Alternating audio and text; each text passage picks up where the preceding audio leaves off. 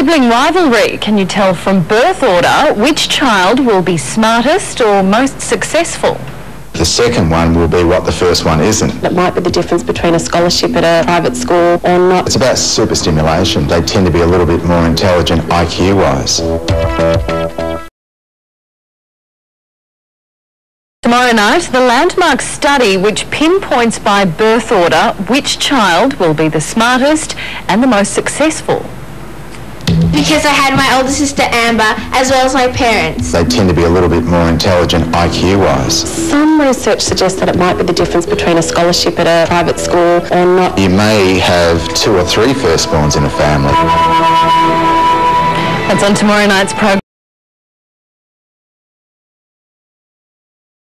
Debate that rages in many families. Do firstborns do it tougher? Do middle children get forgotten? And are youngest kids spoiled rotten? Researchers now think they have the answers to where you fit into your family. And as Rowan Wen discovered, timing is everything. The way that we raise our firstborns is very different than how we raise other children in the family. They look so cute and innocent, but these newborns are already involved in a battle for sibling supremacy. And when it comes to IQ, the firstborns are winning. One-size parenting doesn't fit all. Stephen Hawking, Albert Einstein and J.K. Rowling are all very smart, and they're all firstborns. And research suggests that's no coincidence.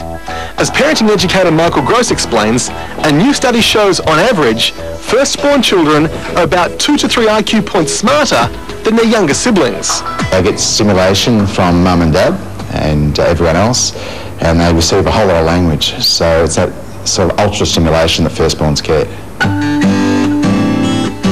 Sally Ann McCormack is the mother of 4 children, Amber, Melanie, Paige and Kira. And she says over the years, her parenting style has changed. With the firstborn, in my case, I know I sterilised the dummies all the time, made sure that the bottles were absolutely clean. With the fourth child, the last child in the family, we just picked them up off the ground and shoved them back in the mouth. Amber is a diligent student and Melanie is pretty good too. Paige prefers other books, and young Kira, well, you can't really call Dolly Magazine a book. Amber, the research says that you're meant to have a higher IQ than your sisters. Do you think that's true?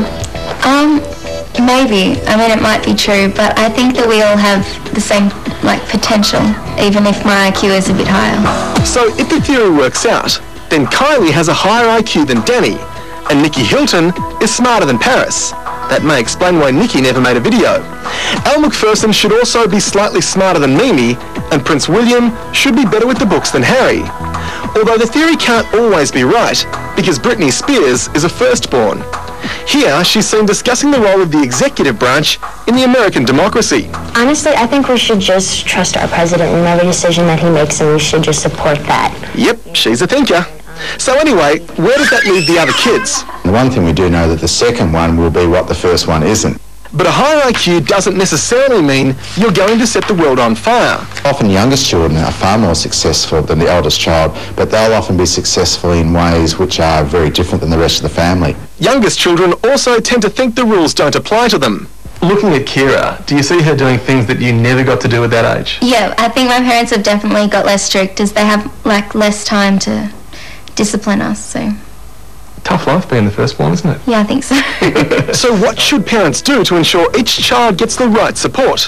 Michael Gross has this advice. If you've got a firstborn, one of the things you've got to do is don't put pressure on them, because they put enough pressure on themselves.